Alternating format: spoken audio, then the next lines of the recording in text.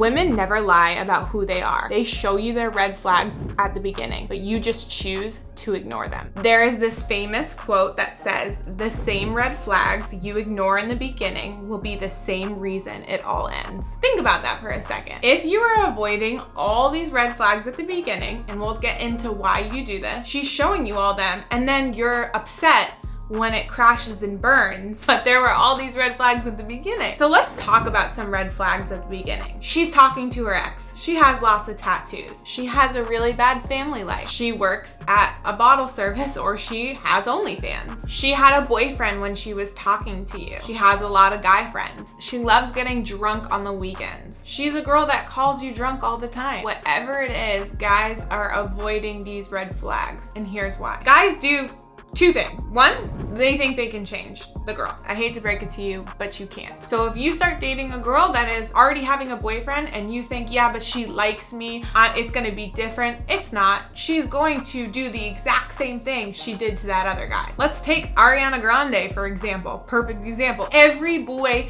she was with, she cheated on with the next guy, and it just keeps happening. She was even married and then cheated on her husband with somebody else. It's a track record. Like, these are really big red flags you need to look out for, and stop thinking that your situation is special or unique, because it is not. You are just literally asking yourself to get hurt. And I get it. We have all been there. I have been there. I thought that I could change my ex-boyfriend, that I could make him better because I saw the potential. I think that just is because we are good people and we want to give people the benefit of the doubt, and we think that our kindness and all our hard work to helping them be their best version of themselves is what is going to change them. But we all know we can't change anybody. Only the person has to want to change. And number two, you convince yourself that these are not big red flags because you don't want to lose them. You haven't been with someone in a while, you're lonely, and you think it's better to be with someone like this than to be alone by yourself. And I get it. When you're alone, it's hard, it's sad, it's lonely, and we are human beings. We're not meant to be alone. We're meant to have other people around us. They show in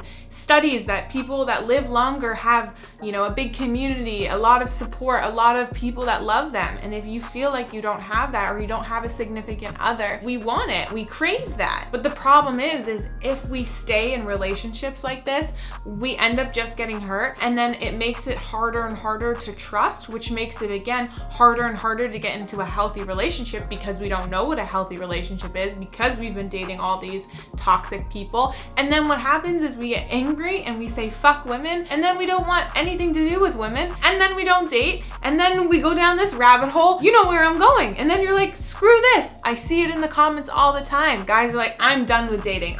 Women suck. And I get it. There's a lot of women out there that suck, but you have to take some ownership as well. And I'm not saying it's conscious. I know a lot of people that don't see the red flags. They paint this picture like, yeah, but she's so great about this and this and this and these other things, like her talking to her ex or getting drunk in the weekend, like they'll change, or it's not a big deal. We convince ourselves that these red flags that everyone else around us sees that we don't see are not a big deal, and everyone else is wrong. So what do we do? Because when we're in it, it's a lot harder to see it, and then when we're not in it, it's easy to, be like, oh, well, hindsight's a bitch. Like, I realize all this stuff, right? So what do we do? What do we do? The best advice is you want to make a list of deal breakers. You write down, before you're dating somebody, write it down physically on a piece of paper and say, these are absolutely no's for me. Talking to an ex, cheating, going out with a bunch of guys, whatever it is, these are full-on deal breakers for you. And you have a list. And if you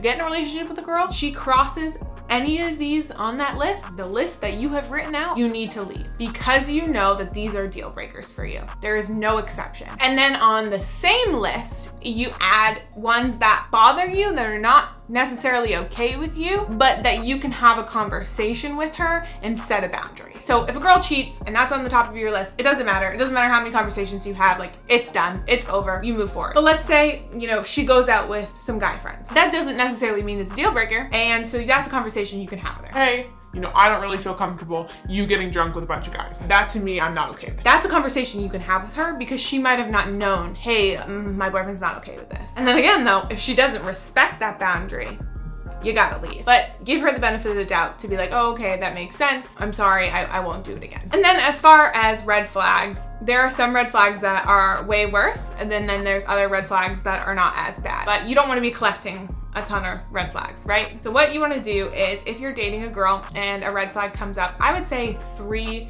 is like the max you want to see in a girl that has red flags, but they want to be on like the less side, not like these like 3 major red flags, right? And again, you have your list that you made, and if they're a deal breaker and you're seeing it, obviously you need to move on. She's not the right girl. But like the red flags that are a little less, I would say 3 is the max. If she has 5 or 6, probably not a girl you want to be with. So for example, one could be she has not a really good family life. Okay, that's not like ideal, but that's also not her fault, so you can't really judge her for that. So that would just be like a lesser red flag. Or a girl with tattoos. Again, not everybody with tattoos has trauma, you know, and things like that. Some girls just actually like that, the way they look on their body. Again, there are studies that show that they're higher neuroticism for people that do have tattoos, but it just means, hey, that's something to look out for. So remember this, when you're getting in a relationship with a girl, you really want to look for these red flags, and you have that list that you can always fall back on and check in. Also, another really good thing to do is ask people around you. Again, when you're in it, sometimes you don't see it,